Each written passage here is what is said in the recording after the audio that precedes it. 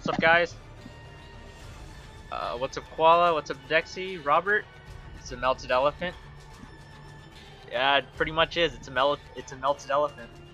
And is it a Digimon? I mean, it could be a Digimon. It does look like that. It does look like that one Digimon actually. Now that you bring it up, like the ugly, deformed one. So this is a little bit of a special one to animate because this isn't actually a monster. This is a Curio. So I got reference of another one of the monster Curios from the Crimson Court as an example, and then I just got the octopus guy as an example as well, because this is gonna have some of like the same motions as this guy. But yeah, this is a Curio, so because it's a Curio, it requires very specific animations, as you can see here, and I hope that this there's like a pretty hefty number of Curios that I need to animate, so I'll definitely be doing more of these. But I think it's an area that's not explored much, and I know in the future, eventually, like for Moonlit Dungeon, or if someone else wants to make their own dungeon with their own Curios, you might need to have one of your Curios be like an animated creature. So I hope that this could be a good starting tutorial to demonstrate that.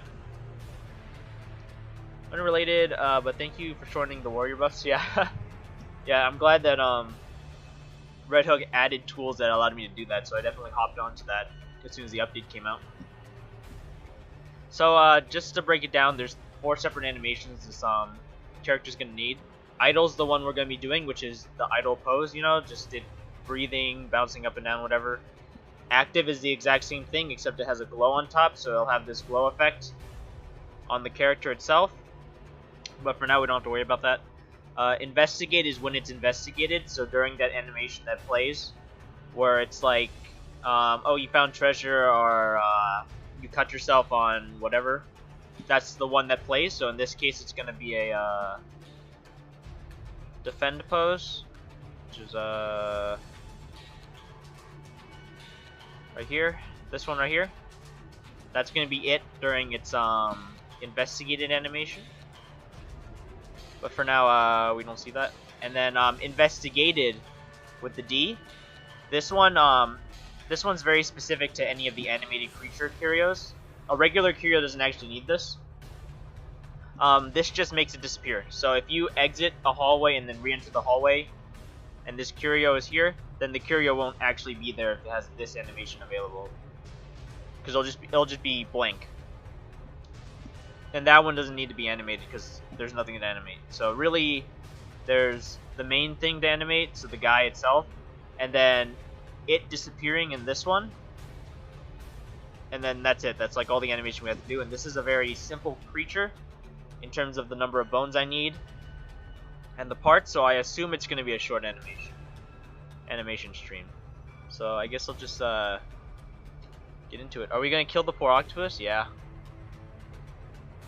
Yeah, we're gonna kill him.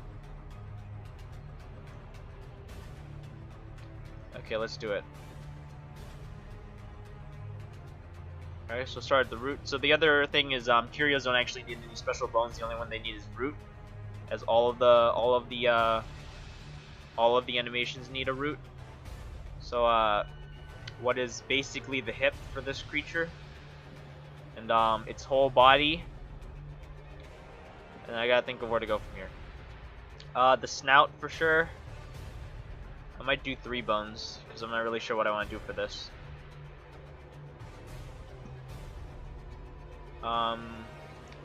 This side of its brow, and this side, and then the ear, and this ear as well. Yeah, for sure, Robert. Okay, there we go.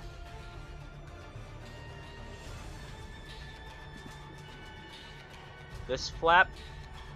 Actually, let's put that a little farther in like that. Oops. The eye, and the eyelid for that. This eye as well. Other side of the flap.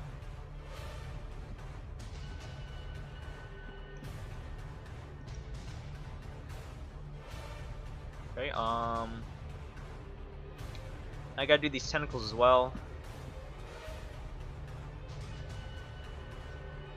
So let's make a separate bone where it's just the floor that it's sitting on. And from there, I think I'm going to make the tentacles separate onto this, so let's do that.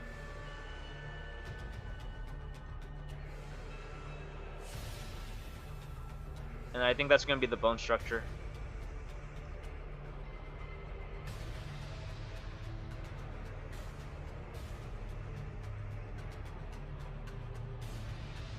This thing looks like a trap. What's up, Akale? It can be a trap if you don't interact with the Curio correctly. How do you make the glow, by the way? Custom, or is there any specific thing you need to do so it looks like the real games? So I just, in Photoshop, I have a... So I select a silhouette of the creature itself, you know, in Photoshop, and then I soften the edges heavily. And then I added a glow effect as well as a shadow effect on it. It's really hard to see the shadow, but there's a shadow effect on it. So it has a drop shadow as well as a glow on top. And I just tweaked those values just enough so it looks like that. And then I also made it so it fades the shape itself. That's what I did to replicate it. Okay, this boy should be done. Pretty simple. He's not a very complicated creature anatomically.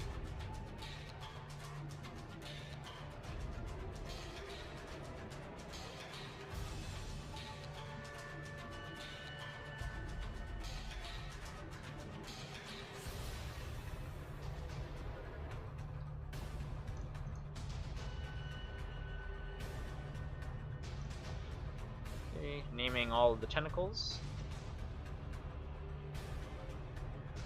Everything on this except for the eyes is a mesh, so that'll take a bit of time, but it shouldn't be too hard.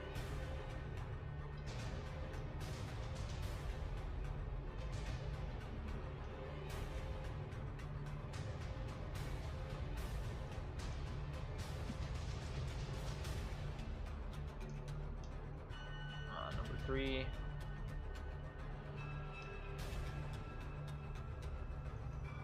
Oh, whoops.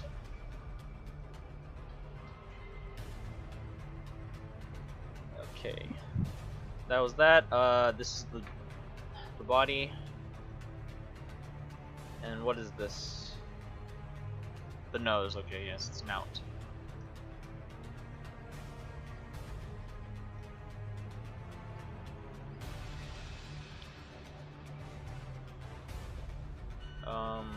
What side is this?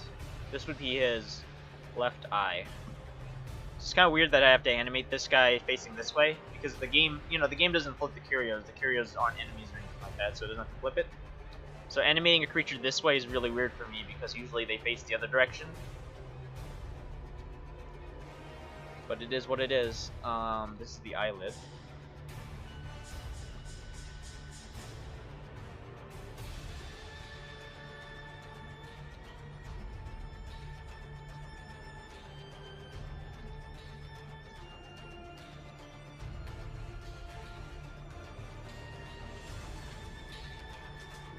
So my goal is to make this thing look really ugly. In terms of like the way it moves, and just looking at it feels uncomfortable, you know? So I'm gonna see if I can capture that effectively with the animation.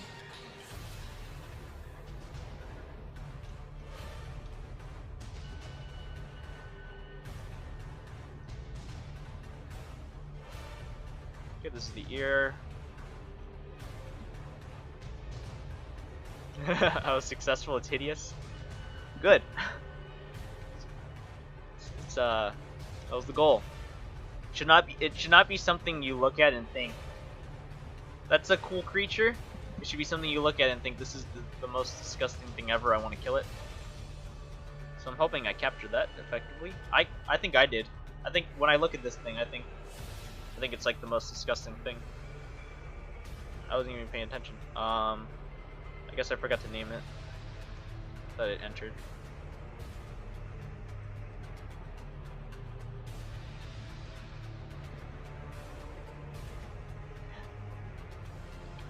just looks so disgusting. It's so cute. No. What's up, Astral Ace? Yeah, that's definitely not good. Or Astral Ace, sorry. It cannot be cute. It's gotta be the ugliest thing ever. It's a little troll monster.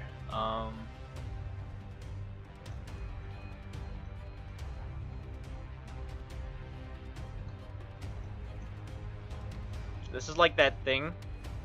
If you just touch it, it screams. And it just attracts monsters and it just gives you a headache.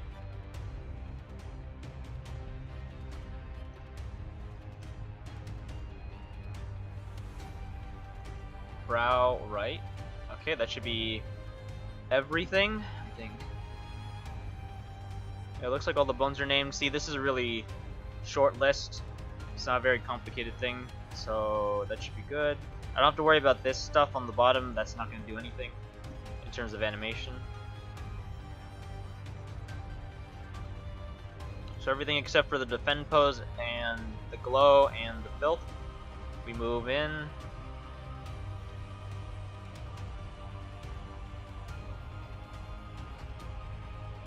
Okay, let's put this on the base.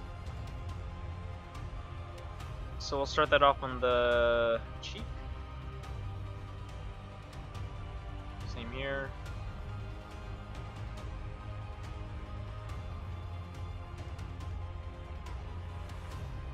And there.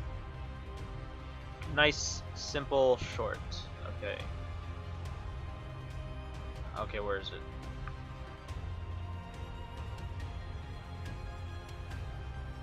Oh, I called it snout, that's why, okay.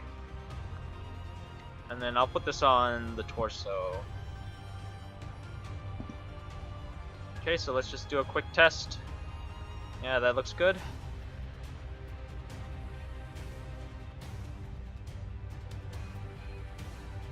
Freaking grody. I like sketched this guy, and I looked at the sketch and I thought, man, I made the ugliest little thing. Let's make it a Curio. And that's how this guy was born. You love my passion for animating DD? Well, it is my hobby, and it's definitely one of my favorite things to do is just creating like art and putting it into Darkest Dungeon. Like that's just such a great feeling, seeing my stuff in there. I really like the efforts you put into your mods. Keep up the good work. Thanks, Astral Lace. Okay, so that's everything keyed up, nice and proper. Now, where do I want to start? I think I'll just start with the main body, get that out of the way. That's probably the most complicated one here.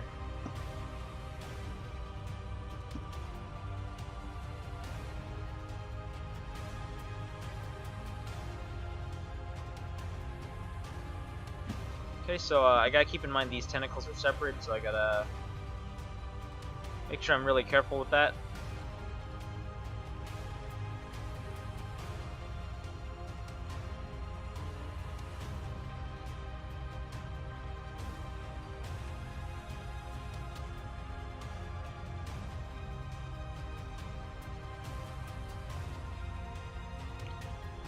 Make sure I double up on the points here, so I can easily separate these tentacles. Okay, I think that'll be good.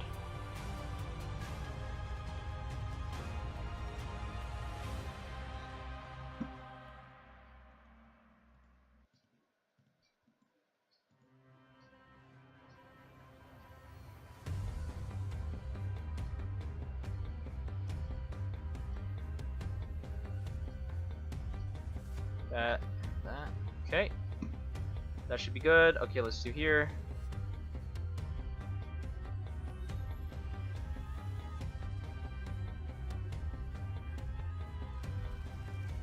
Let's delete this stuff here.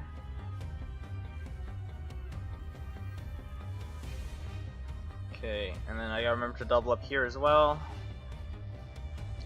I think the nice thing about doing animations for Darkest Dungeon is that there's so much black on these characters that I can do stuff like this where I just put like double points here and not worry about it looking bad.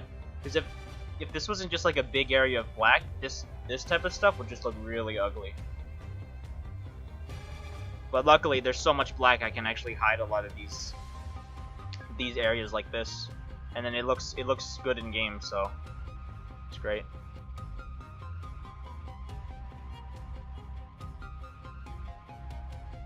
Okay, that tentacle. And this main body itself isn't really going to do much. It's just going to like wobble around as the top torso moves, so don't really have to worry about that.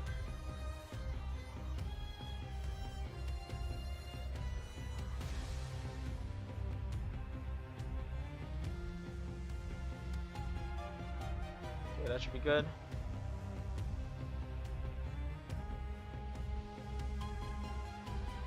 Gotta make sure there's stuff in the middle here as well.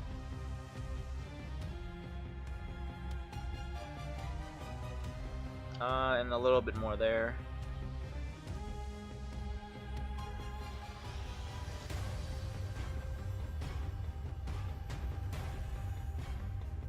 Okay, just looking it over.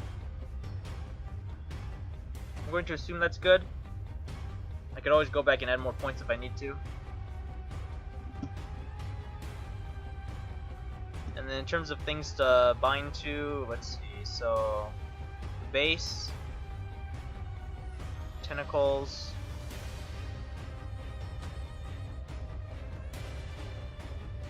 and then the hip. Maybe even the torso. Okay, while that's doing that, I'll be back real quick.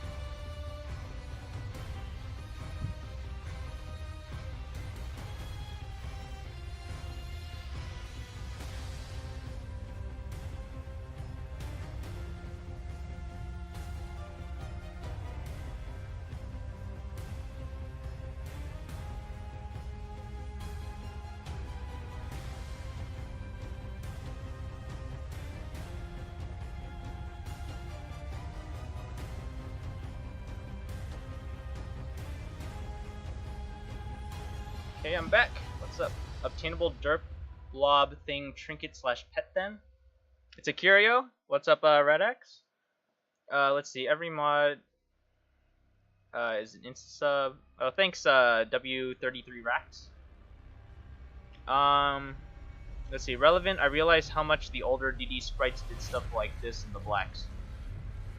In terms of like the animations and stuff, I actually never checked the actual meshes they do, but they're, like, the fact that Darkest Dungeon has so many big black areas definitely allows for a lot of affordances during the animations.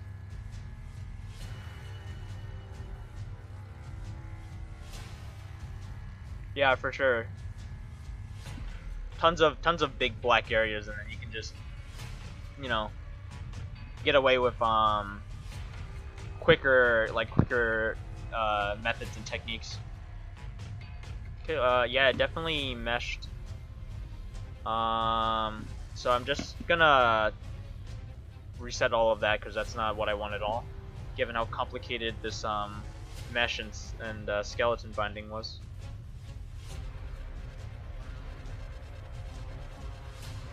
It made both these yellow, which is not good. That's a little hard to see too, actually. That's probably a good one.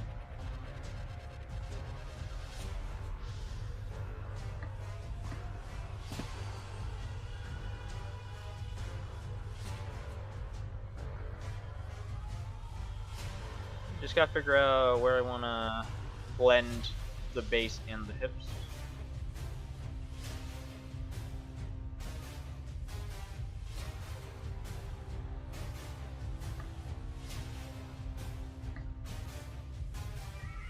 Okay, now let's do this stuff down here.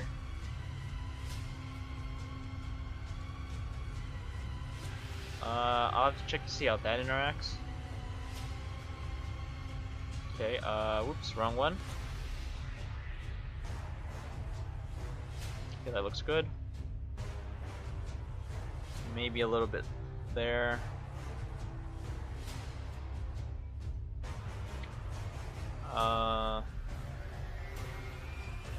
Just to be safe, you never know if it did like a very small sliver of a percent for some random bones, so I gotta be careful there.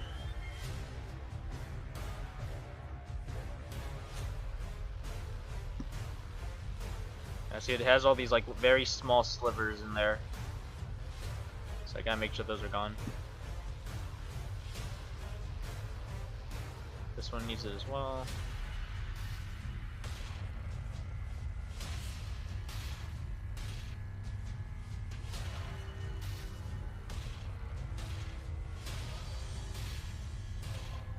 Okay, let's hope that's good.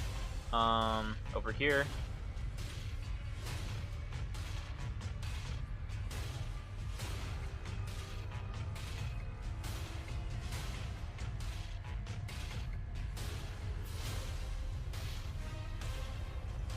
And then make sure this has adequate control over the end, or the start of the tentacle rather. Make sure that's fine. Also needs it over here. I'll have to check this out just to make sure, but that should be fine. This is awkwardly yellow, and the base is yellow, so I'm just going to do this first.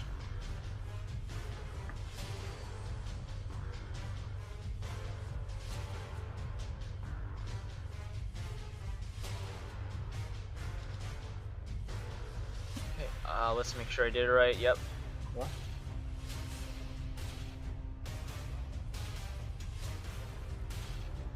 And that might be good for that.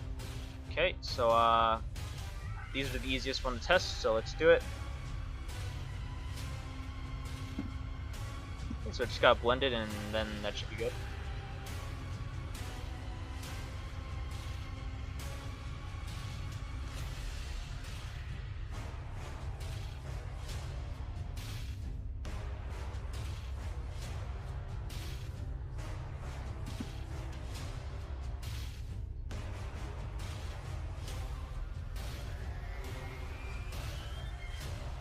Okay, decent.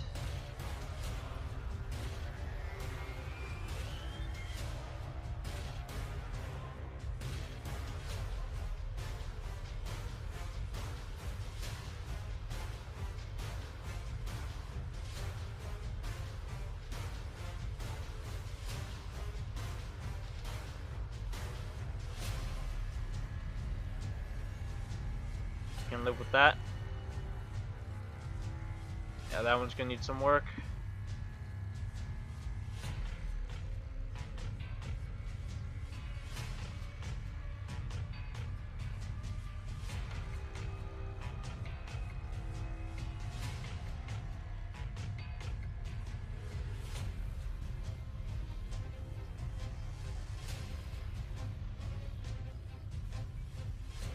Okay, I think I want this one to have control here.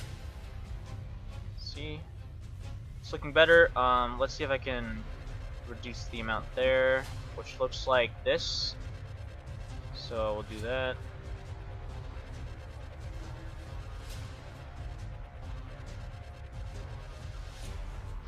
Okay.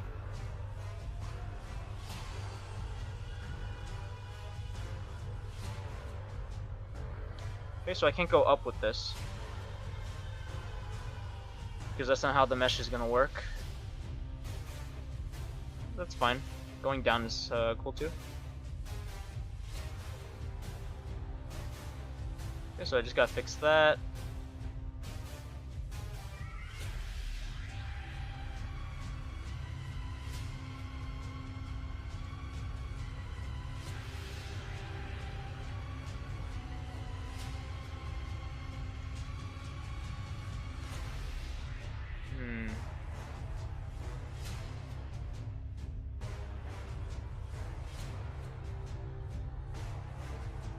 It's a little weird. I might not actually use that bone.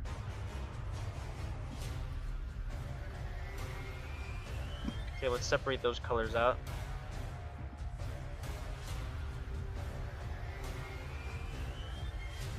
Oh snap, missed a lot. Okay, hold on. I'm scrolling up.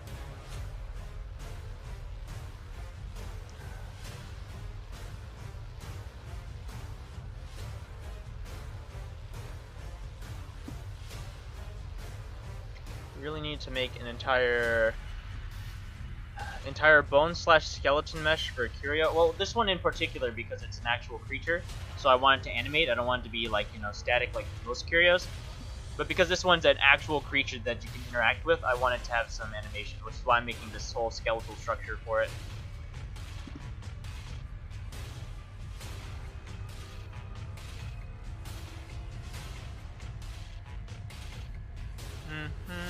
Let's see. How is a normal Curio setup actually, Marvin? Okay, so usually a Curio, if it's just a still image, has only these three. It doesn't have the investigated. Because investigated, what it does is it's the state of the Curio after it's been investigated, and you leave the room and come back. So if you, like, say you're going through a normal dungeon, and you interact with a Curio on the way to a dead end, and you hit the dead end, and you come back, and then you go past the investigated Curio, you know? It usually uses this one, just normal investigate, which is when you, like, pillage it and stuff like that, and it's all broken. But if it's like an animated creature like this, then investigate is the fade out animation, so when it fades away, you know, like how the shrews do. And then investigate is where it's just completely gone. That way, the reason why it's set up like this for animated creatures is so that if you leave the room and come back, and the creature is right at the start of the hallway, then you won't see the animation of the guy disappearing. You'll see nothing, which is what this does. But usually a Curio only has active, idle, and then investigate. Fools are the harpies, yep.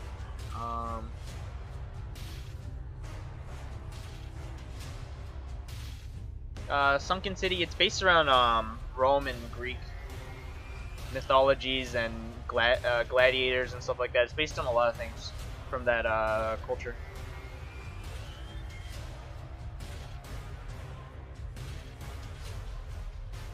Let's see.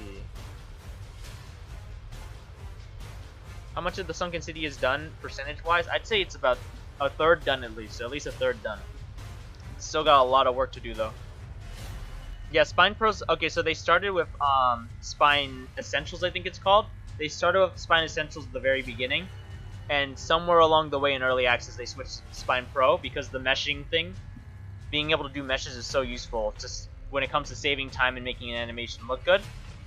Some of like the earliest examples without the without Spine Pro are like some of the skeletons. Some of the skeletons were made in Spine Essentials. The ghoul was made in Spine Essentials. Like if you look at those animations, you could see how many parts those characters are and how much time it probably took to animate that because they didn't have meshes.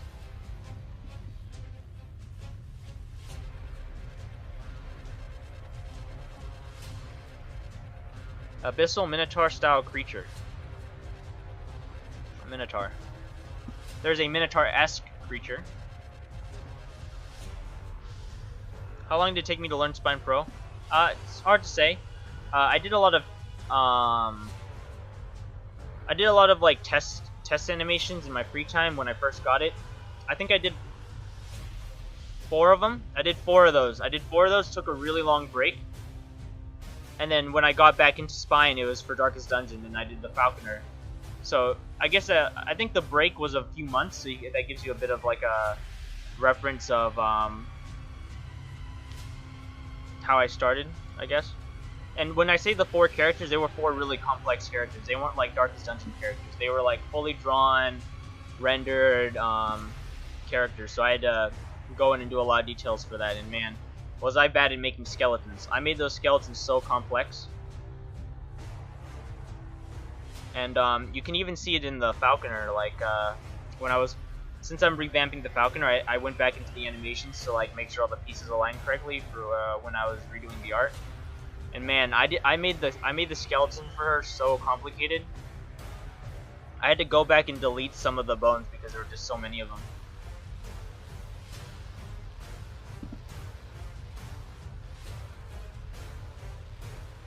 Okay, something needs change. I think it's this. I'll make it work. Am I okay with that much movement up there? Maybe. I think I can afford to decrease it though. Why does hip have control there? That's so weird. And this. I think I just forgot to touch that bone, that's why.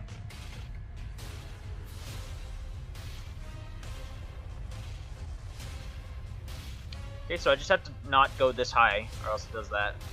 So I just go down on this one. Which should be fine. Yeah, that's fine.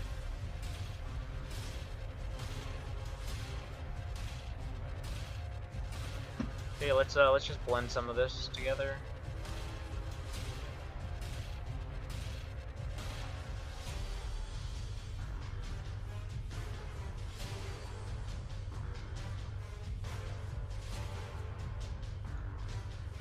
Okay, let's test it.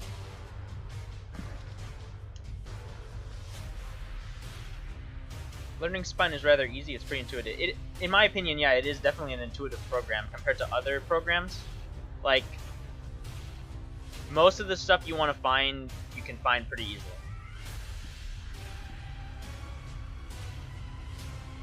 I'm excited to start using Spine. I used Dragon Bones for a bit, which is pretty similar, but won't work for DD. Yeah, I know Dragon Bones. I think it's like the free version. It's a free alternative to Spine. It works just as good. It's just unfortunate that it doesn't. It's not compatible with Darkest Dungeon since Darkest Dungeon very specifically uses like spine like code to manipulate the animations.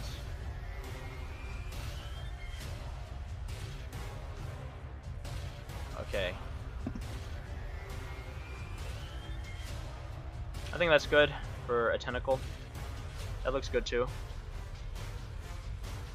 And that looks good, except for up here. I want to make that blend a little more.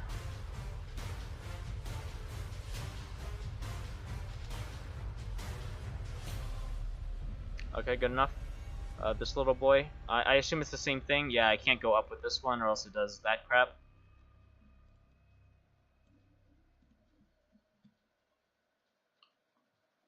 It's pretty decent. Just gotta blend.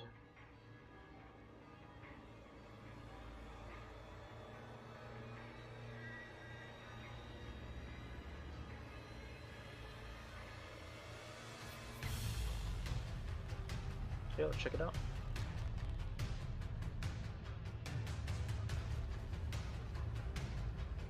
Okay, I want to decrease the amount of control it has back there, because I think that's too much.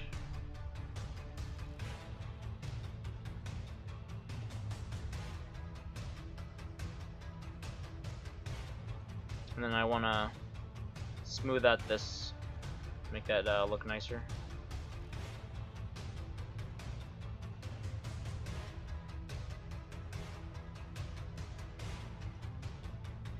Okay, looks good.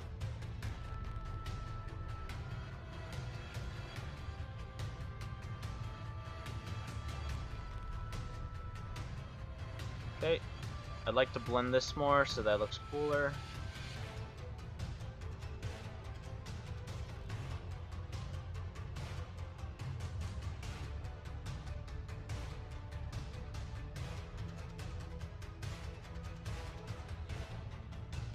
Okay, this right here, that's the part I want to change right now. And some of this too. Otherwise it looks pretty decent. Maybe here a little bit. So let's do that.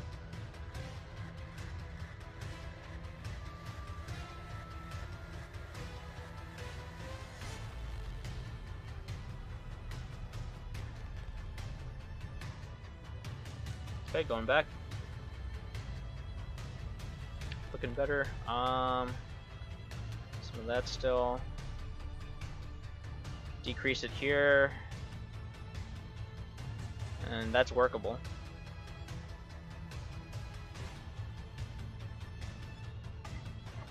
Oh, I see why.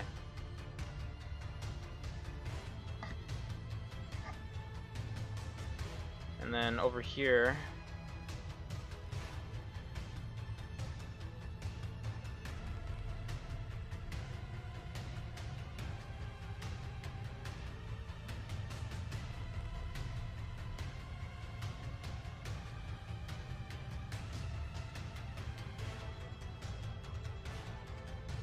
I want to decrease it here too. Let's do that.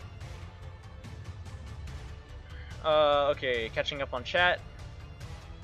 Yeah, I don't think the Spine demo lets you save. $300 on the software. It's definitely a high price, but it's reasonable for compared to other softwares in similar fields. It's definitely a reasonable price, and it's not like the company itself is out to like scam you, you know, because like, you know, obviously I have the program, I paid the money for it, and I've been using it, and it's a one-time purchase too, which is a really big deal.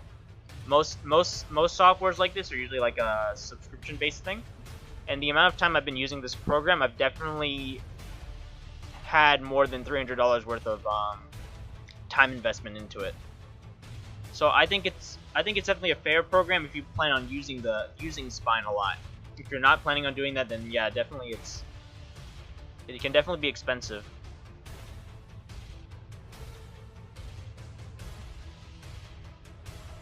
Let's see.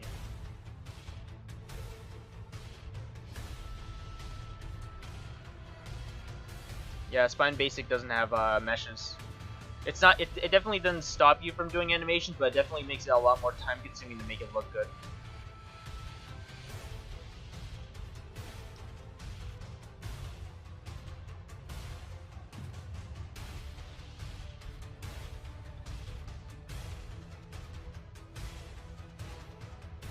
Yeah, the Thrall and Lamy are from Sunken City. Secret lore, but not so secret.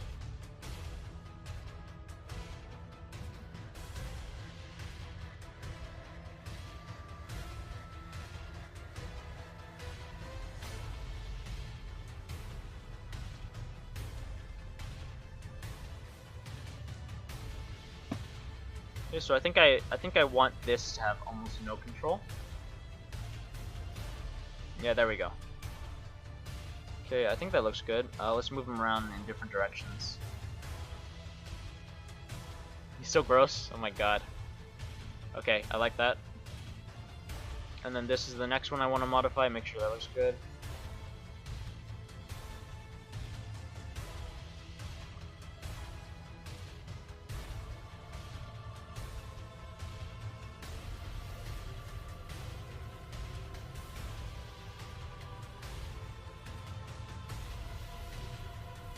The grossest monster. Okay, over here as well.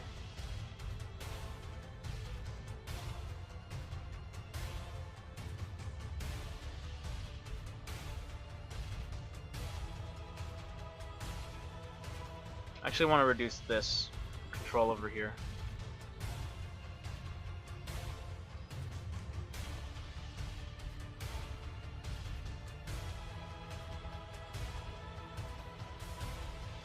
Okay, I'm fine with that. So that's the tentacles out of the way, which is great. Let's do the mouth. So this one should be simple. It's just 4 segments, or 3 segments.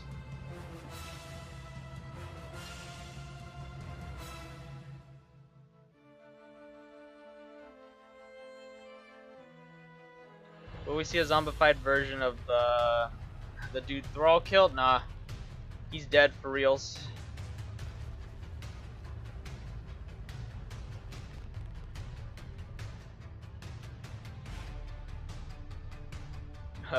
Gary's mod animations? Interesting. It's in terms of 2D modding, it's just this and Don't Starve.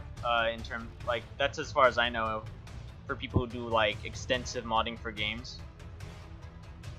I don't know many other communities that have like a very heavily involved modding community for a 2D game. But you know, Gary's mod is 3D. I'm just saying, you know, not many communities come to mind for me right now for that type of stuff.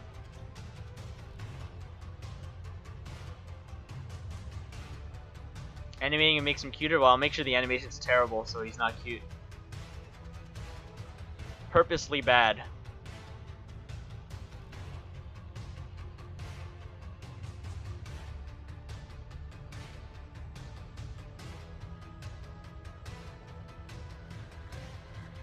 And then the mouth isn't gonna move. I don't really have purpose to do that.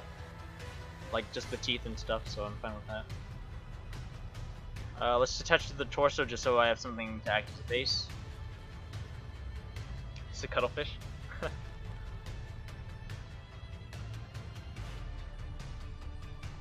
Oh, fiddled around with animations, interesting. Guacamelee? Oh, I didn't know that game had modding capacities.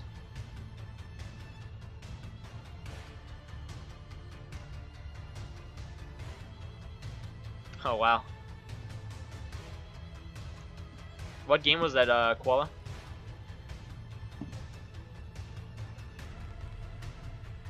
Okay, let's just see if it did a good job. It is a straight line. That's so gross. Yeah, I didn't do too good of a job. It's like sucking this thing in.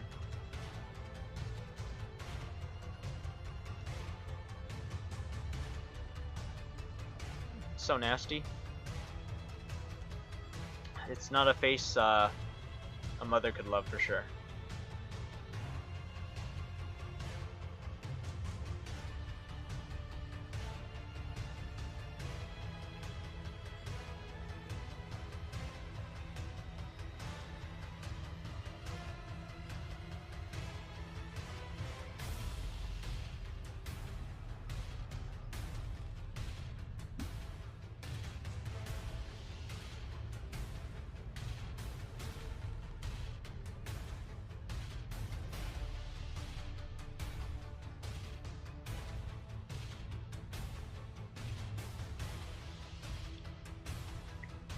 Okay, it's controlling over here, which is definitely not what I want.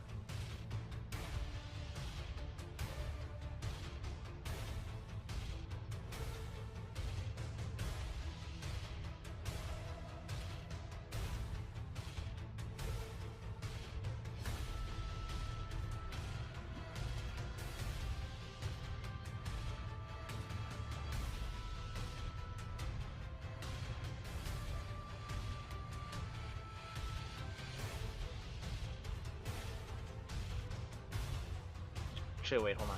Okay, it's still pulling there for some reason. It's this thing right here, so let's remove control there.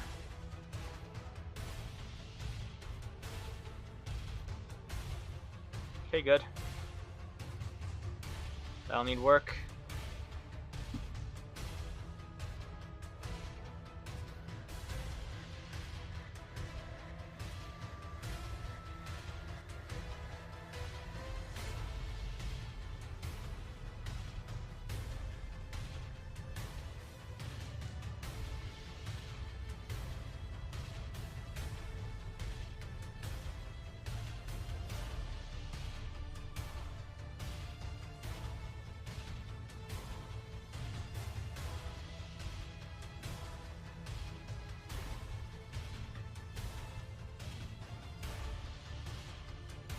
Okay, looking good. That's still looking good. Okay, so I want the yellow part to pull this back a little bit. Let me just catch up in chat. The end is nigh. Oh, that game? That game is modding too, really? For real? I mean, I could kind of understand why there wouldn't be like a huge modding community around that one. It's a very niche game in my opinion. But yeah, I could. Let's see. Made a complete new custom world. I gotcha. Okay.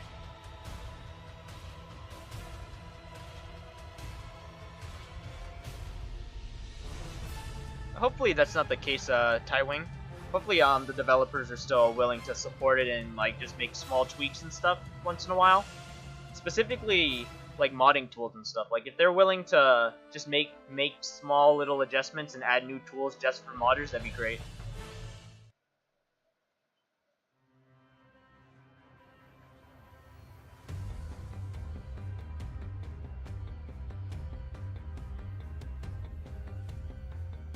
Yeah, don't worry. I'm sure I think the modding community is active enough for Dark Ascension that it can stay alive via the modding community. I definitely think that's a possibility.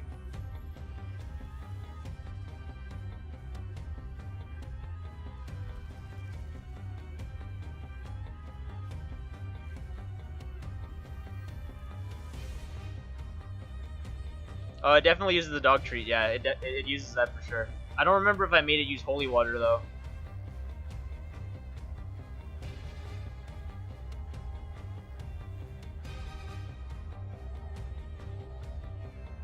Yeah, I don't think the modding community is gonna die out.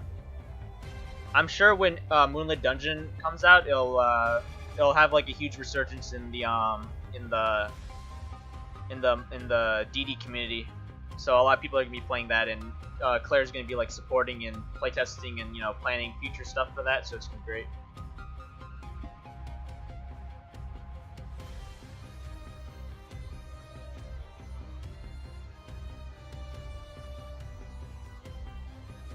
She's putting it on hold until Red Hook stops releasing patches.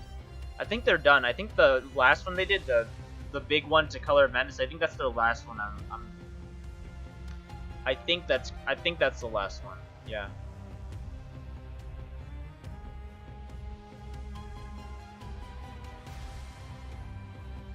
Yeah, Claire's playing a lot of like really ambitious stuff for Moonlit Dungeon.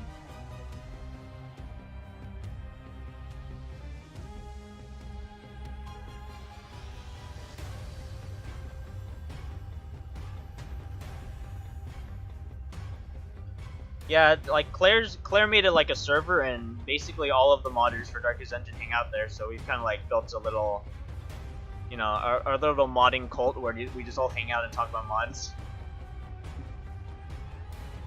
That's us.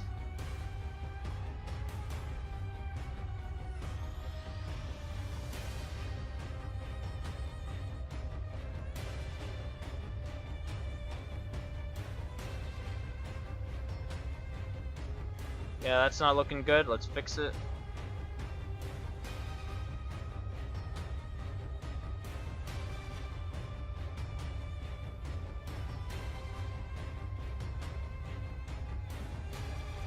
I would like this to have more control here.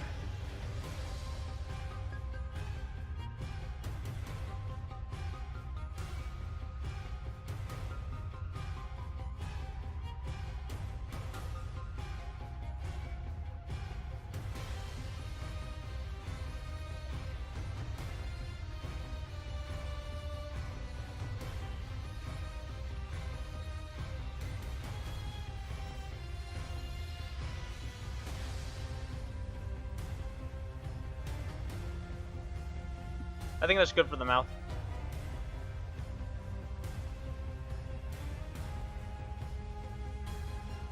Any other software that works with Darkest Dungeon? I think it's only Spine, yeah.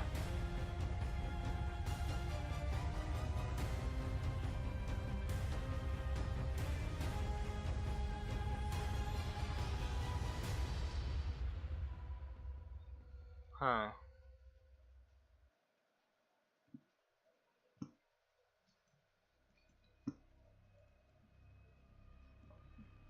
Okay, let's do this cheek.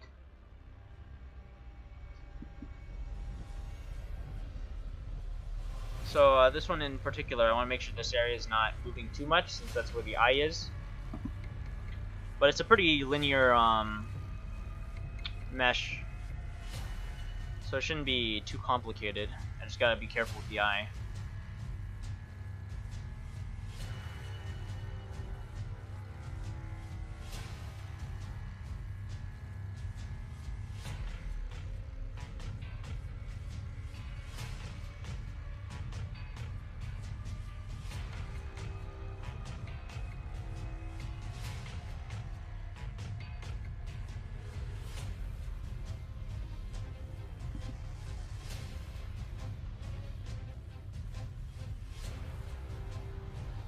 Okay, bind it up.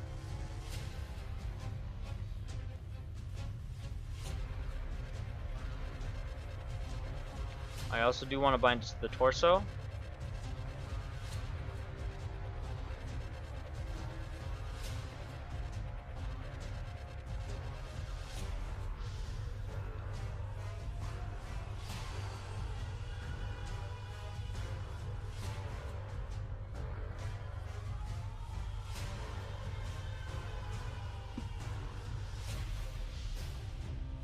see, maybe Red Hook will surprise us with more content in the future, but Color of Madness definitely felt like a quick DLC they could put on in the meantime as a side project for their while they work on their next game. I thought it was a pretty big DLC actually, mostly because of the big patch that came with it for the balance for vanilla. But yeah, they did say it was their last major DLC, so they're not planning anything super huge after. But we'll see what happens. They said that they definitely said they're not done doing stuff for Darkest Dungeon though. Like they want to do more stuff for it in the future, you know, down the line. Maybe after their second game. We'll see.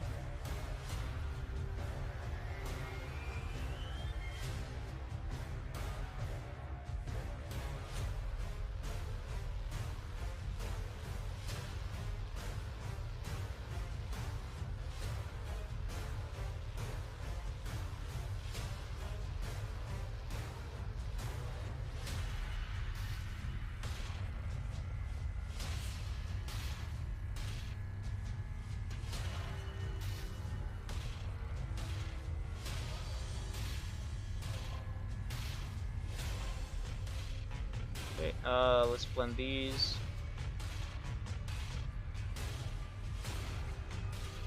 And I gotta make sure this torso has full control on the top here, especially near the eyelid.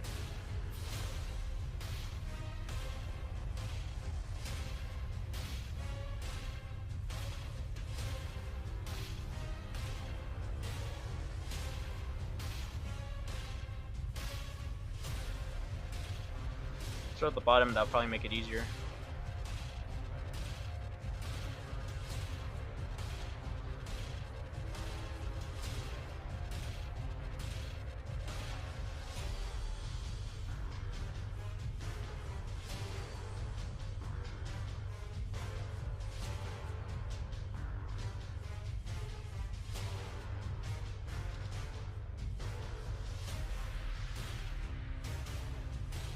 Looks good, just that small little bit.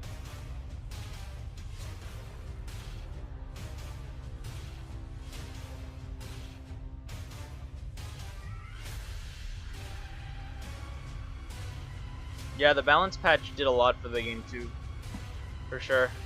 Definitely reduced a lot of the like the stun stalling and stress healing abuse that was going on.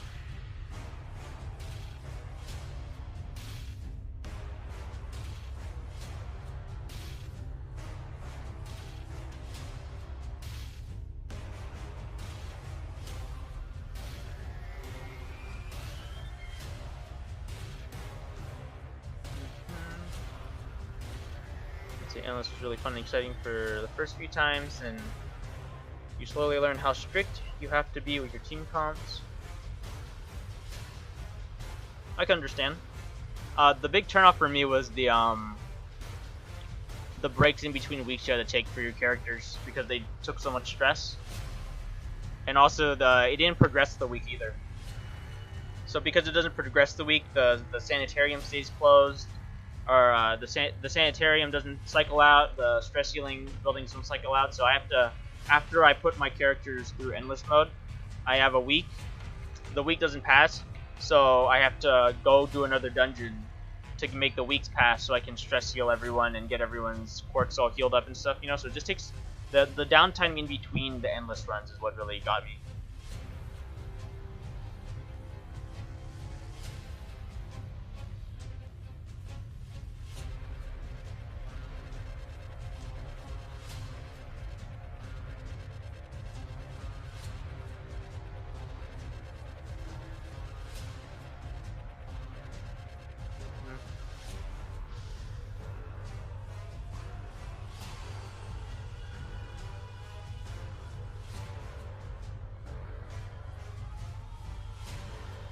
Yeah, you can feed this guy dog treats.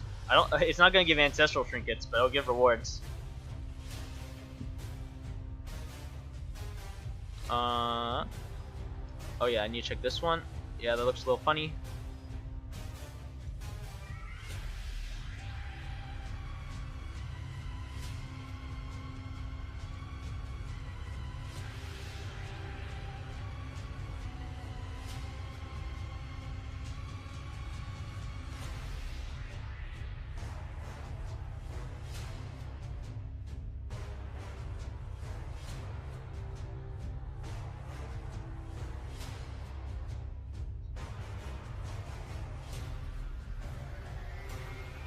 There we go.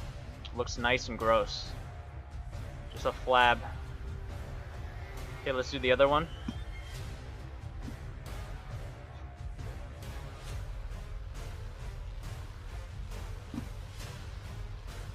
This one should be also very simple since it's smaller.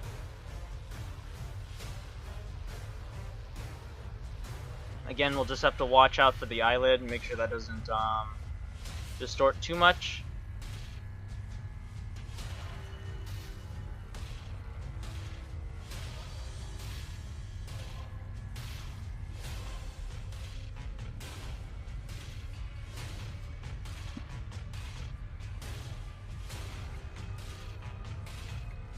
Okay, bind that to the torso and then all of this stuff.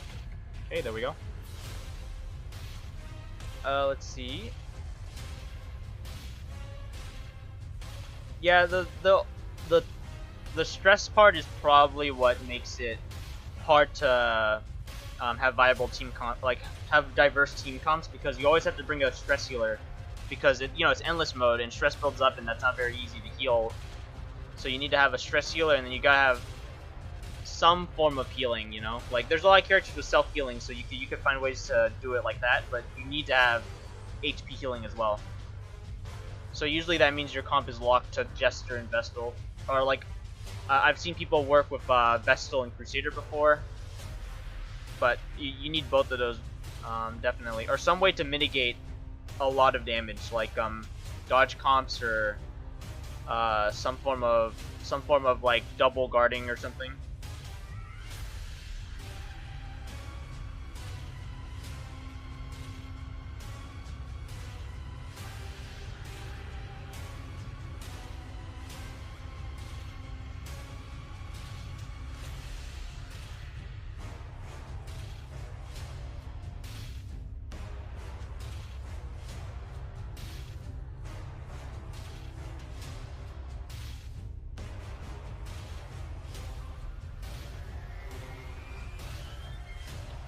I've actually never had problems with the Miller. It's mostly the Sleeper. If you don't actually make a team that can destroy Sleeper really easily, then Sleeper can usually end your run.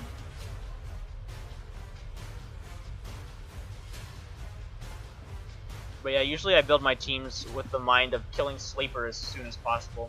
Because usually if you can kill the Sleeper really quick, you can kill Miller as well. Miller's nowhere near as bad as Sleeper in terms of like how easy you can wreck the party.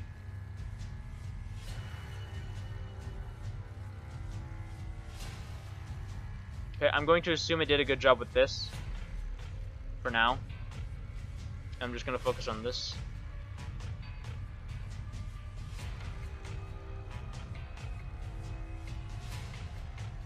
Okay, that'll need a little bit of fixing.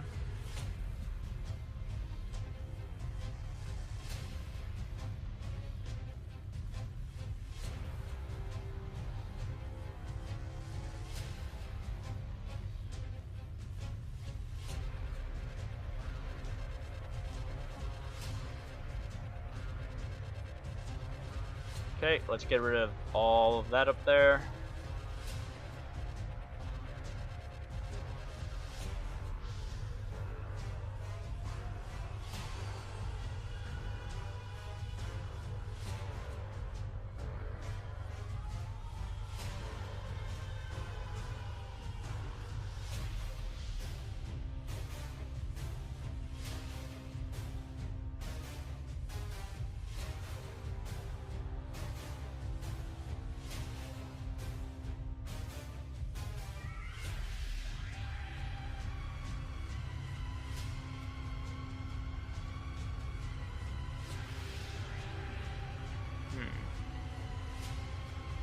Okay, that looks good. Yeah, I think that's good. Maybe a little bit there.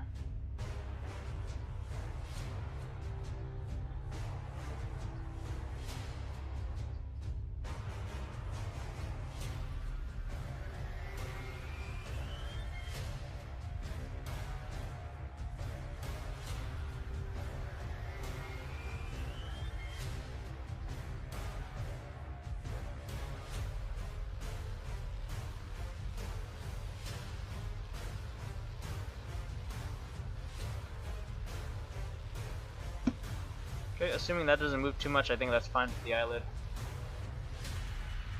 Maybe just a little bit down here.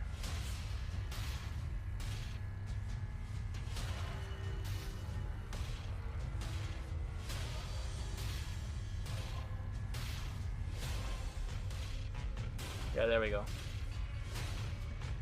Okay.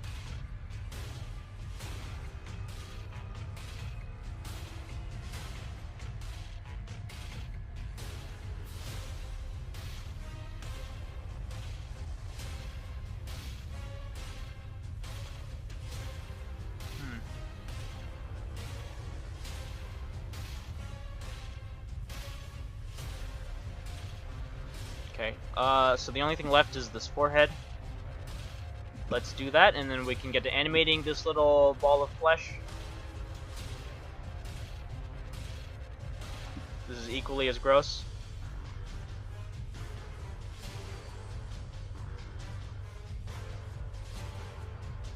I gotta do the double points here for the ears.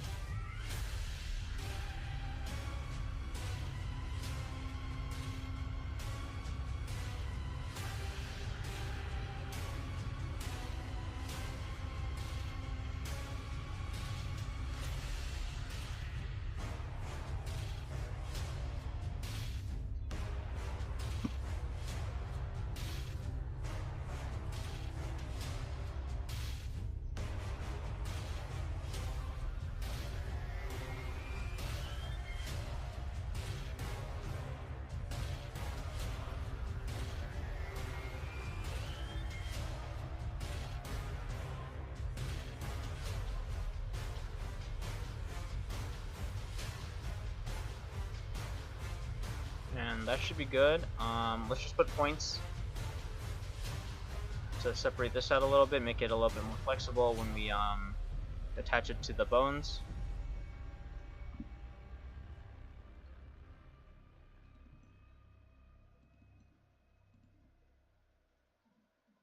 Let's put that a little further over there. Okay. And then some over here.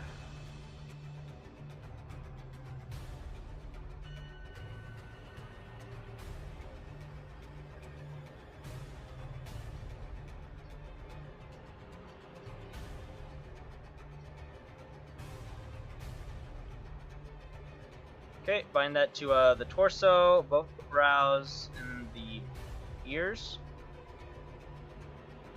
Okay.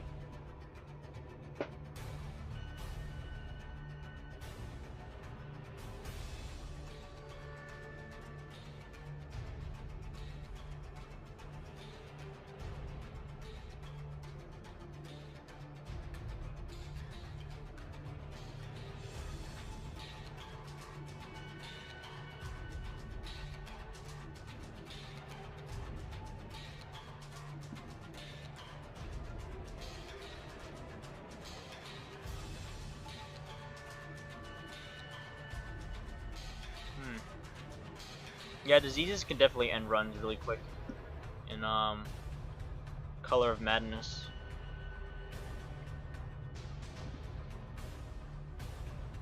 Okay, did it even do a good job? Not really. So that means I gotta redo a lot of this.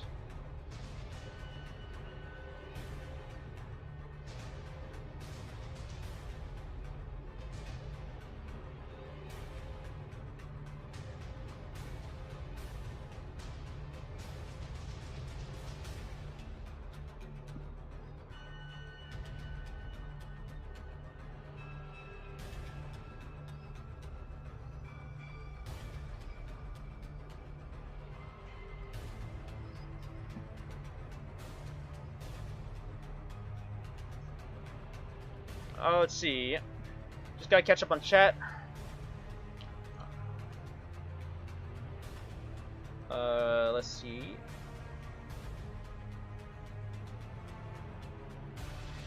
Yeah, Rainbow Clown Wig. Yeah, the way it does the mesh and stuff. It is pretty silly sometimes when you look at it. But honestly, like this, you can turn this off if you really don't like this. But I like it because it allows me to see how the colors blend. Because usually like a key thing I try to go for when I'm making the controls for all these bones is I want to have like a nice fade in between the multiple bone strings like this, where it's like the ear, but it has 3 bones. I want to make sure that the colors blend really easily. And you can usually switch the colors around over here. So I want to make sure that blends, because usually if it blends good here, then when I actually move it around, it looks really good. So, you know, it's silly to look at, but it's very, it's like actually very helpful for this whole animation thing.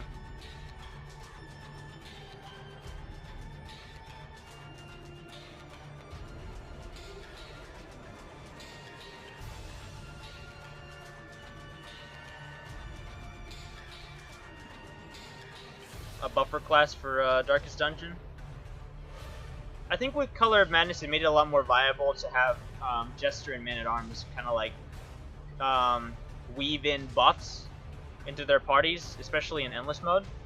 It's like it was like the main reason you used. It was like the main reason why Jester was so crazy in Endless, and I think he still is because the times you aren't stress healing, you could be buffing the whole party for like accuracy and crit and speed, so you always go first. So to an extent, I think Color of Madness did a good job of making that very viable for Endless mode, at least. Like Endless mode's a completely different format, and it allowed things like lepers, basically leper to be like a crazy god tier class. Oh, whoops. Okay, so this little thing right here, where it's like pulling in the yellow, that's not what I want at all, so I gotta fix that.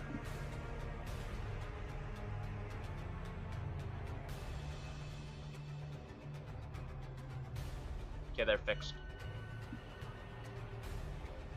Okay, I have a hard time seeing that, so let's split them up.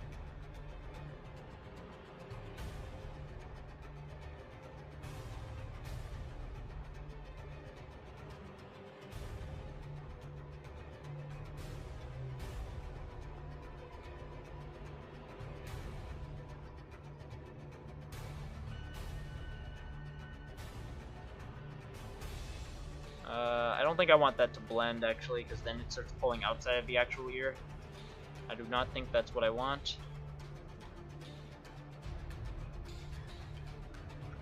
And I do want these brows. I gotta see how this looks. So obviously I gotta adjust as I go. For now, that's probably what I want the brow to look like. And then, surprisingly, it's only been just a little over an hour and we're done doing basically the skeleton and meshes and we can get animating. It's good news. Okay, let's see how these look. Okay, I want less there, that's for sure. Probably actually almost none, so I don't want it to be pulling that at all.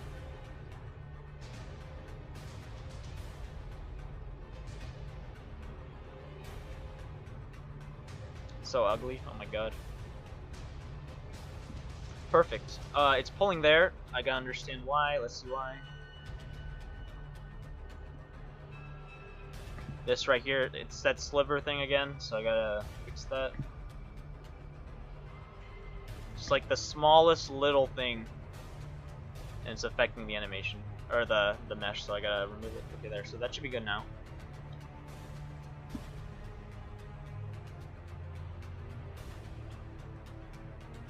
It's looking pretty good, actually. Except for that. I could change that easily, though.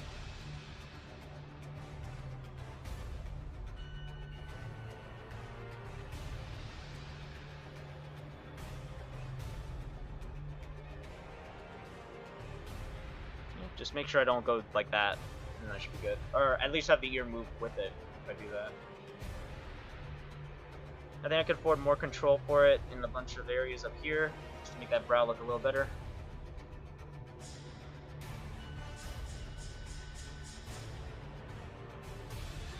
Cool.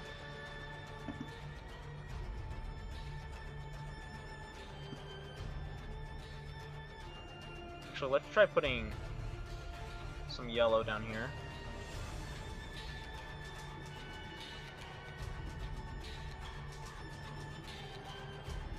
Okay, there we go.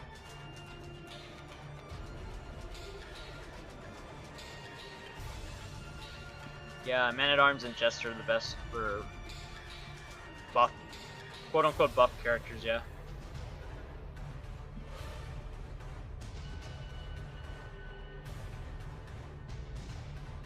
It is what it is. I find that debuffs are pretty good now. Especially like the Leper's debuff on Intimidate.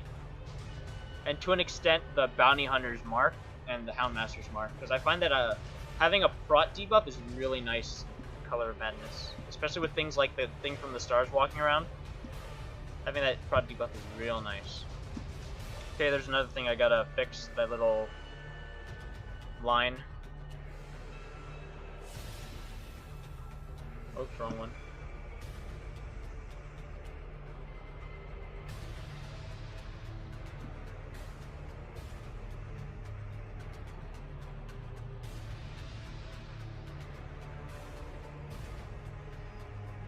Cool.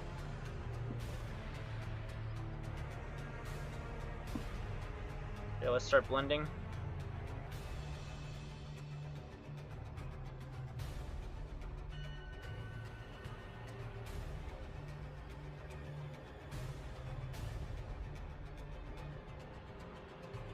Cool. Looking good.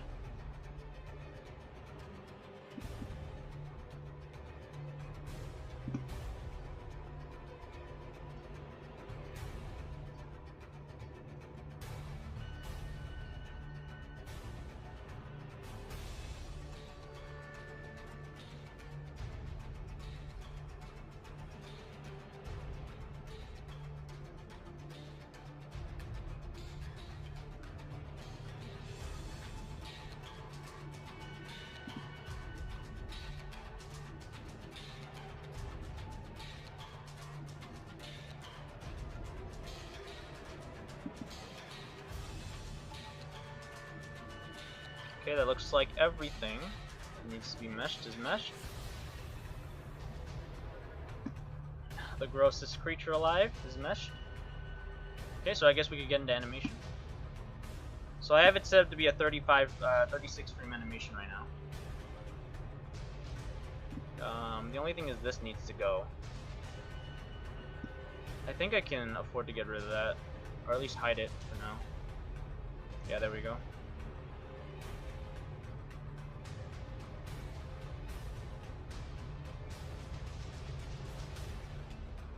Okay, set up to be a 36 frame animation, so that's what it's going to be.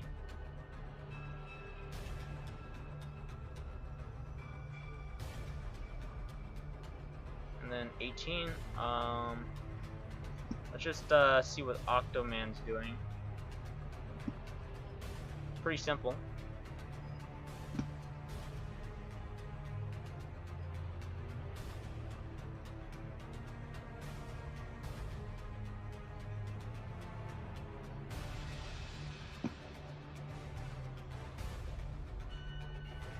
Okay, obviously figuring it out.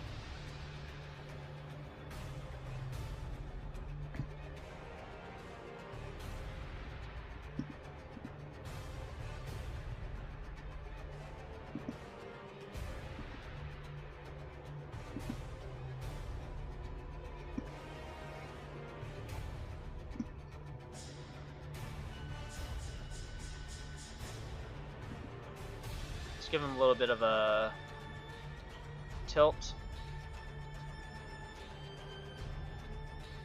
Grossest creature alive. Yeah, this should definitely be easy to animate. It doesn't have very many moving parts. It's just kind of sitting there.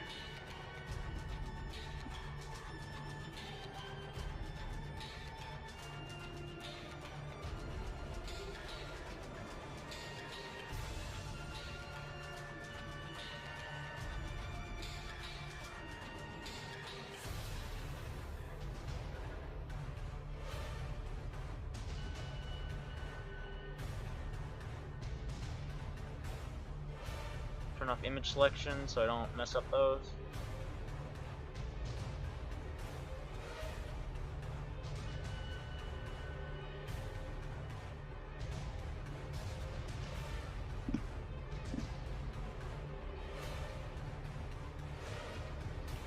I'm gonna try something like this.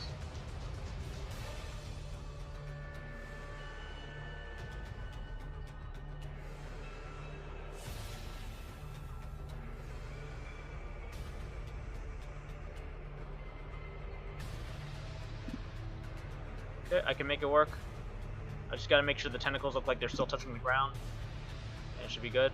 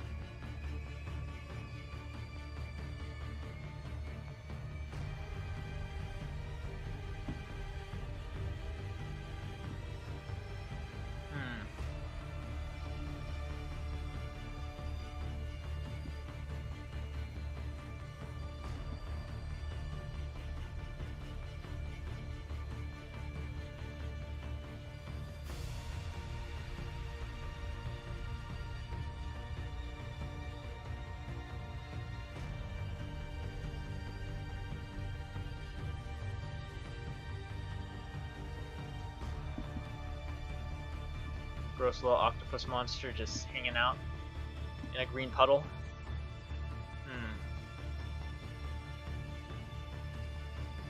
Let's make these extra gross.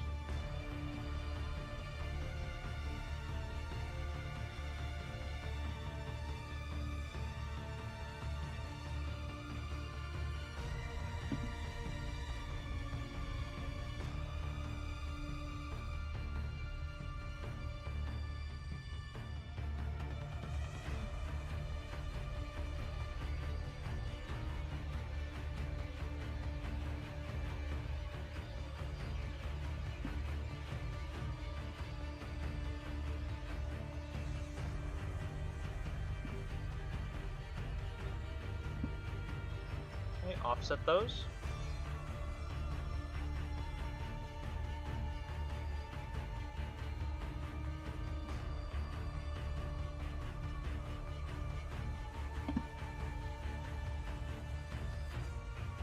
So nasty, oh my god.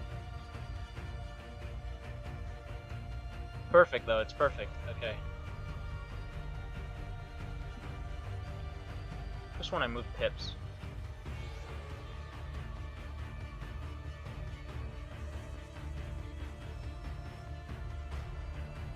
Oh my god.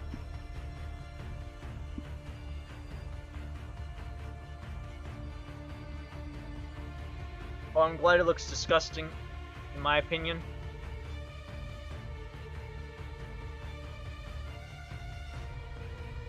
Let's back it up.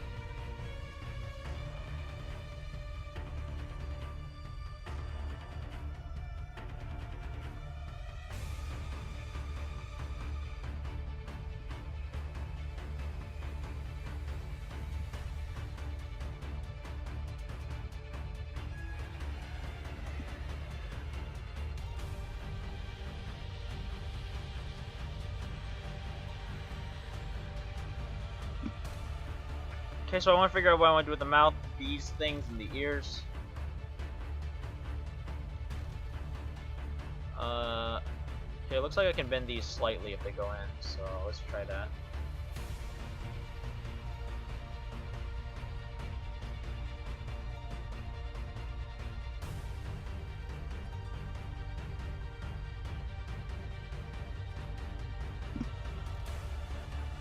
The nastiest creature alive. Here we go.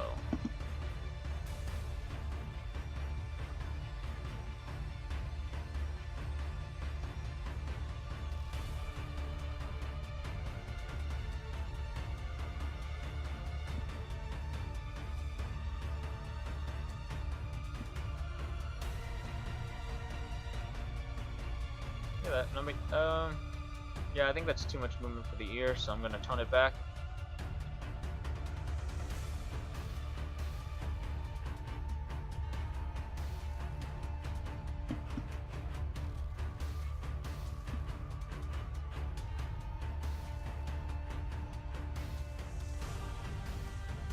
I think I like this. I'm gonna try this, making this a little bit more exaggerated.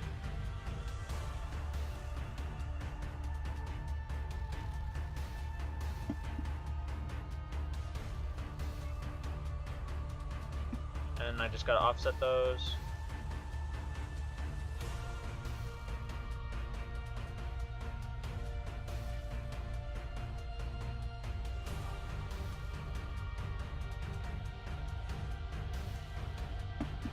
Gross little elephant monster.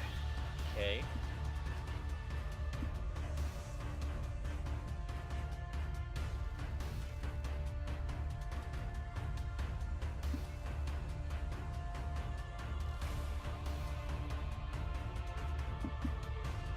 Let me figure out what I want to do with the mouth.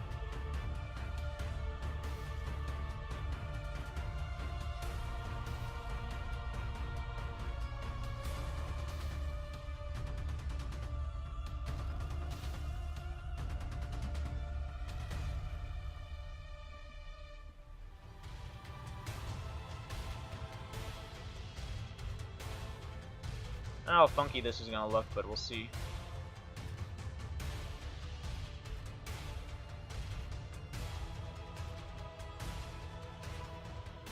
Yeah, that's pretty funky. Too funky for me.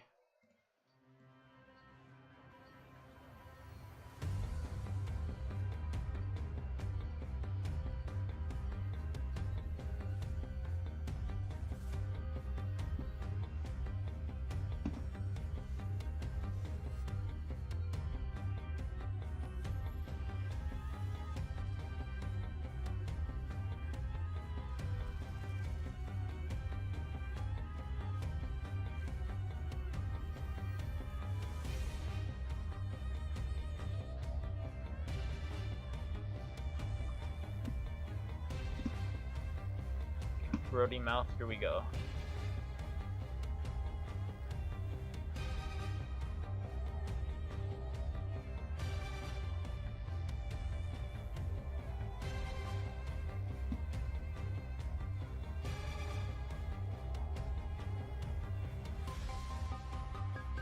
Nastiest creature I've ever made.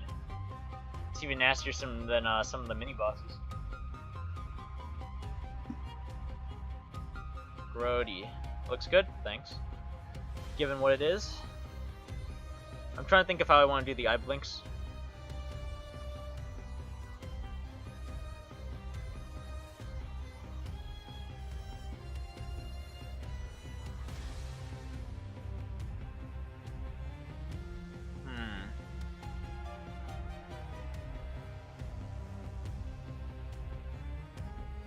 And I want to think about what I want to do with the brows, how those interact.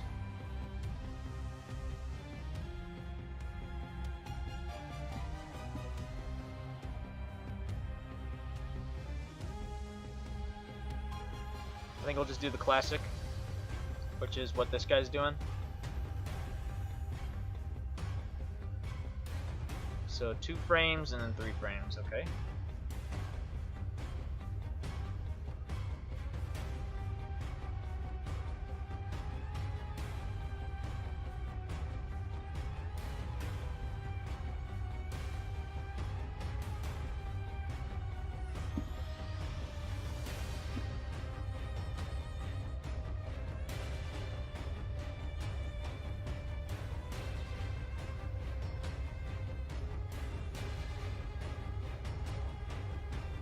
And of course, we gotta fix the eyeballs to adjust.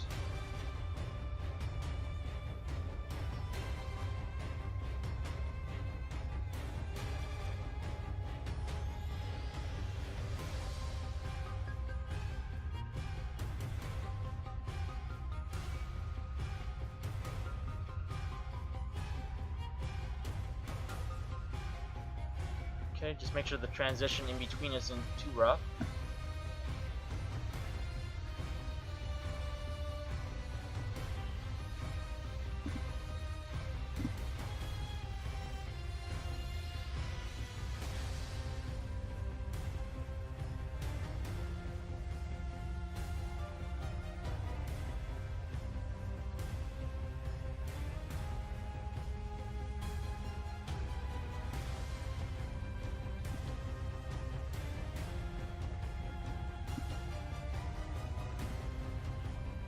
Okay, and then let's attach the browse to that as well for movement.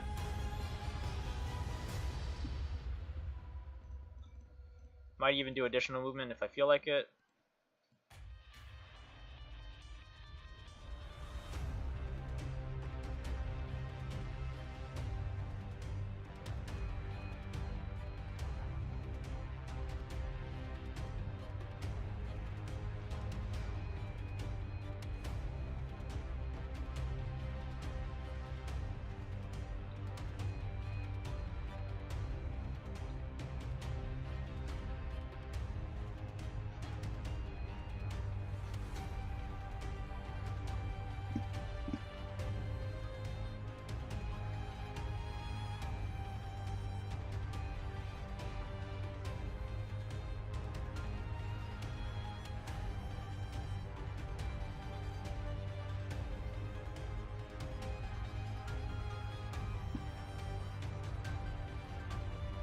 I think I'm actually gonna make those independent, so they're not actually blinking with the eyes.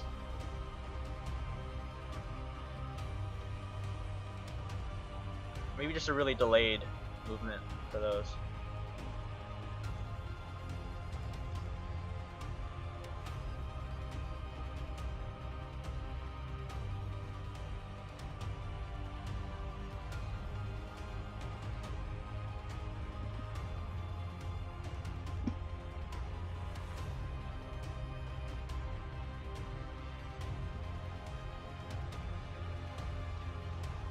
Eye contact OP. One after the other. I was thinking about doing that, but I don't think I want that for this one.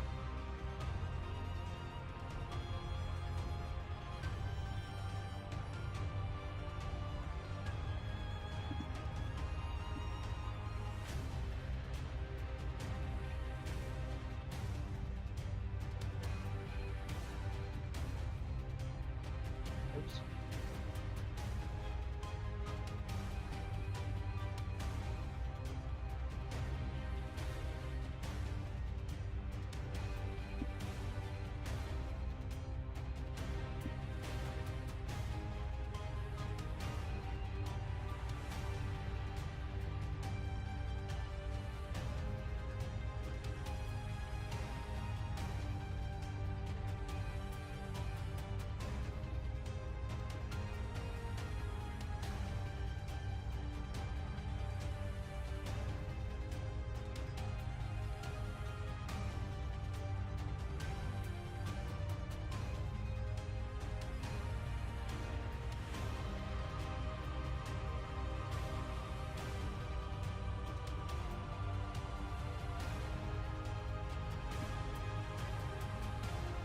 Yeah, it's pretty hideous.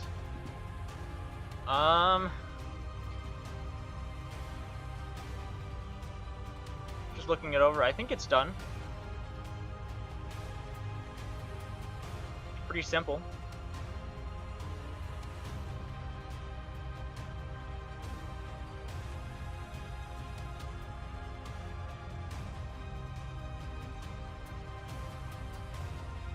Yeah, probably in-game time soon.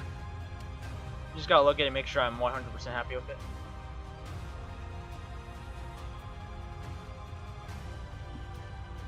It is ugly for sure.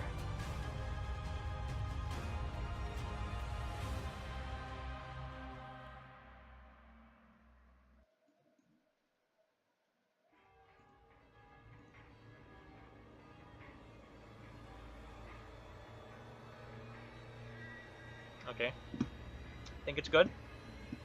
Just gotta set up the rest of the animations though, just to make sure.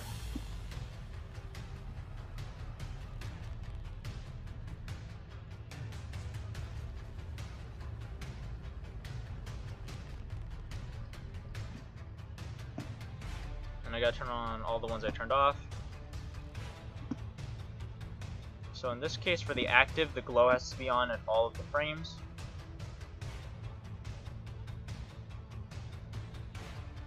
So there, now it's active, it's got its glow, so it's active.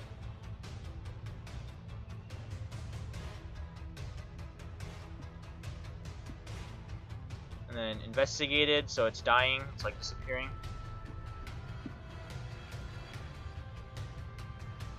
And and then gone. So it's just completely gone. Okay, it looks like everything's hooked up correctly, so it should work properly in game. Yeah, Town and Chaos is really good. They did really good. They did a really good job with the music.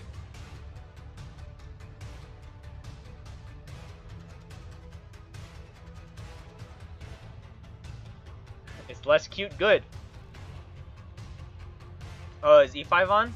Okay, well it's a good thing I finished pretty quickly. So that should be good. Let's delete the octopus guy, and then export this, and then I'll hook it up, and then we can see it in game. And then a very early alpha look into the Sunken City as well, since this Curio is in the Sunken City.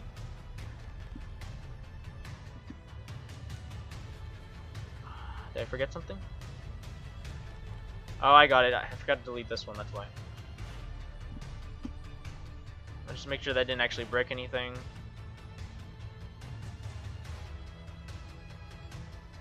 I'm gonna do a real quick re-export, make sure. Okay. So yeah, you get to see the Sunken City in its alpha glory with placeholder art and such. Placeholder sounds as well. Funnily enough, I was playtesting in the dungeon earlier, and I actually lost, I think I said this last week, I lost a Hellion in there. So it's just a party of 3 just walking around. I got really lucky. Like, I pushed on because I don't want to, like, go into a dungeon and just leave once one of my heroes die. I want to make sure I push as far as I can to see if I can finish the dungeon. And lucky for me, after that fight they killed the Hellion, there was no other fight in the dungeon, so lucky me, I was able to finish the dungeon and there were no other fights. But if there was one more fight in that dungeon, I probably would have lost my whole party.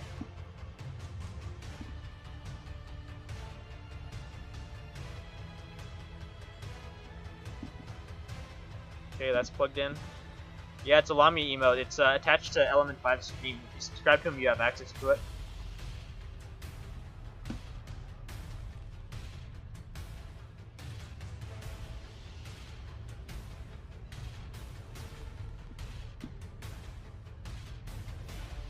Okay, hooked up. Just waiting for it to upload, and then I'm gonna download it.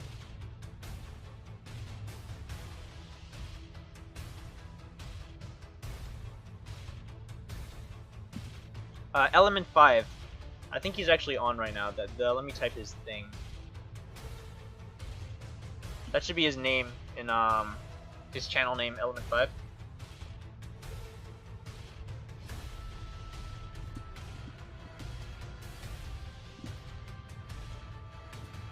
Okay, should be ready.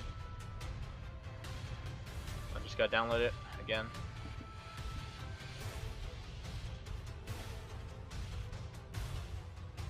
It's a pretty good file, so it's gonna take a little bit. Oh, I should be playing this thing as an animation. That way you guys aren't looking at just its ugly little face. Or its non-moving ugly little face, I should say. Okay, I'm under the impression that it's done downloading.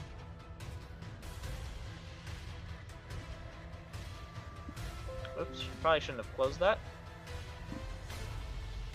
But I think it's fine. I think I'm pretty happy with the animation, so I don't think I have to go back into spine or anything. Okay, so you guys get to see a nice preview of the dungeon as it is in alpha. So don't get your hopes too high, but it is alpha. But we do get to see the Curio, and I'll touch it and hope that whatever appears is not bad. Yeah, Sunken City is turned on. Let's go in. So placeholder art. I don't actually have a loading screen, so too bad. Yeah, he's got Fawn, Antiquarian. I think he's got Tusk. And I don't know if he has any other characters for emotes.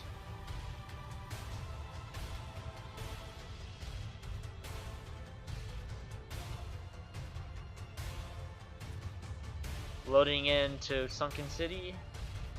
Yeah, the Weaver. Watch out for that one. That one's a tough boss. I haven't beaten it yet, actually.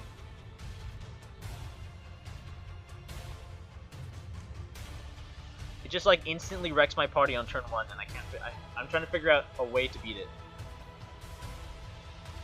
That doesn't involve nerfing it to hell. because I don't want to do that. I want to make sure it's a tough boss, so I don't want to make it easy. Yeah, it's a mini boss. Oh no, it didn't load in the animation. Okay, give me a second to reload the game.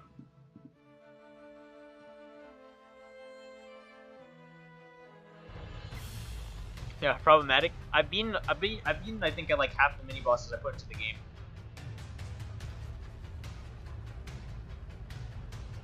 Okay, just gotta reload because I'm assuming the reason it didn't load the animation is because it didn't actually load the new files yet.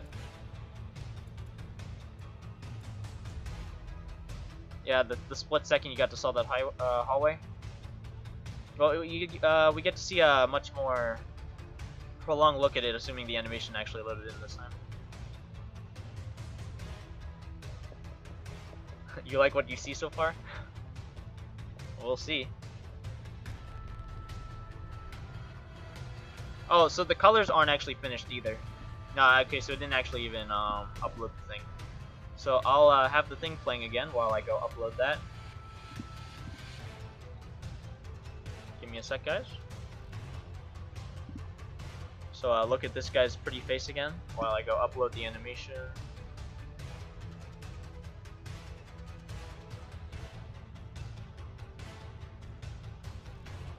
But yeah, the art doesn't even have shading yet. That hallway specifically.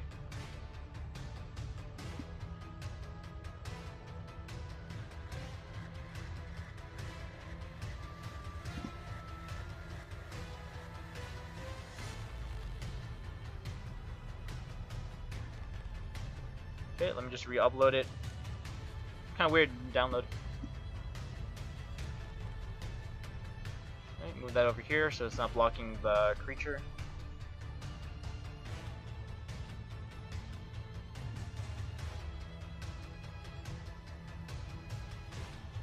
Yeah, sure, Snorlax, so I could check it out.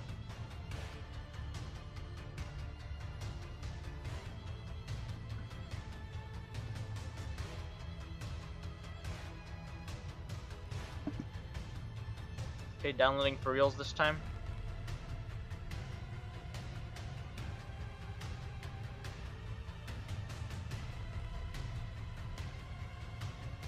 It's so gross. Every time I look at it, I just feel shame.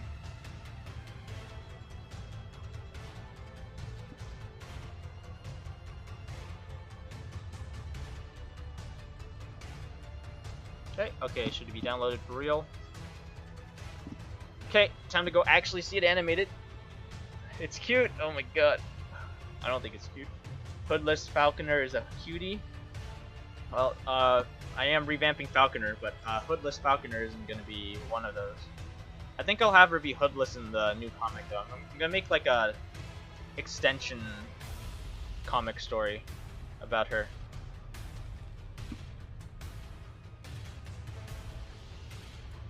Okay, let's go. Yeah, that little creature. It's so gross.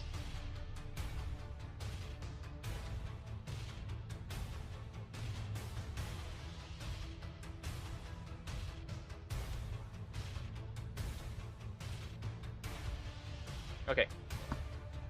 Hey, there he is, the gross little creature. Okay, light's a little low, so let's turn it up.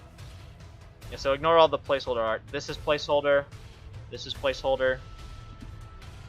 This guy's not, though. Let's see, in terms of provisions, okay, I can smack him with a shovel to guarantee I don't get destroyed by whatever interactions he has, but I don't want to really do that yet. I want to just look at him to see if he's okay. He's looking okay.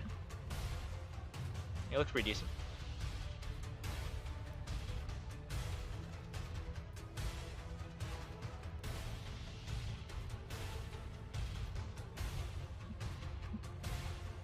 What's really cool is that the game actually blends the animations.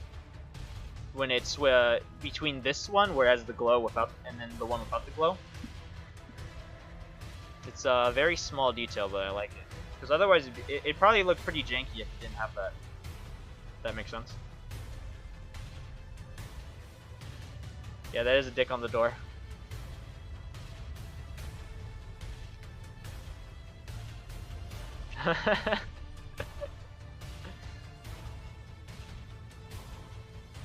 It's censored now.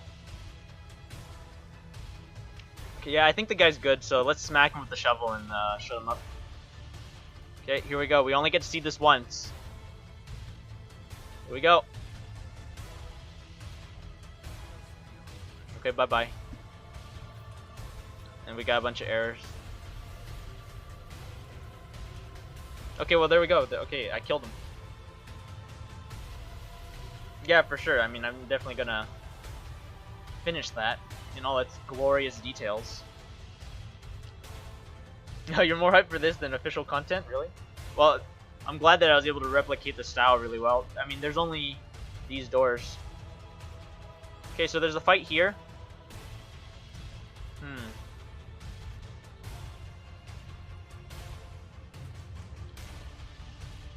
Yeah, see, these are my lost Hellion trinkets. My Hellion died, so I have her trinkets.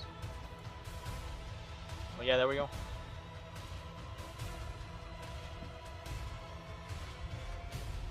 Can we see more gameplay, or did I miss it forever? Oh, there was no gameplay. Okay, so I'm thinking of going for the fight, but I don't want to lose my guys more. They are already pretty stressed. I could just virtue and lose all that stress. Okay, I'm gonna try it. Here we go, guys. I'm gonna try to retreat as soon as possible because I don't think I can win the fight unless it's like maggots or something. That's definitely not maggots. I'm out of here. Oh no. I'm gonna try as hard as I can to get out of here.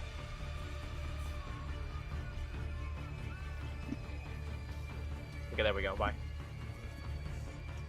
It's not even close enough for a virtue. Okay, well there we go. There was your gameplay preview of the Sunken City. Okay, well, that was that, guys. If we go back into the hallway, okay, so it's playing that animation, so I gotta figure out how to fix that, because it's repeating it now. So I gotta fix that for sure. Let me think here. I'll probably figure that out off screen though, because that's probably a typo or something that I gotta go fix, since it's looping the animation over here for this guy here. So okay, I'll go fix that up. Fix that for sure. I might do. I'm thinking about doing gameplay previews, but you know, like I said, a lot of this stuff is still alpha. Like this wall's not even finished. This door is still like a little sketchy, so I don't want to do like a gameplay preview and have half of the stuff be placeholder art. Okay, well guys, that's gonna be a stream. I'm glad with how the creature turned out, except for that one visual bug right here. I'll figure that out off stream. But yeah, so far I'm happy with how that creature came out. As ugly as it is, it fits what I wanted. So if you enjoyed any part of the stream, please consider supporting me on Patreon. The link is in the description from my page below. I'll be back next week. I'm probably gonna do another Curio. This right here is a Curio that's also a creature that I want to animate on stream and show you guys like the animation process again. And hopefully I'll figure out how to fix that weird looping animation over there. But yeah, I'll be back next week. Thanks for watching the stream, guys, and I'll see you then.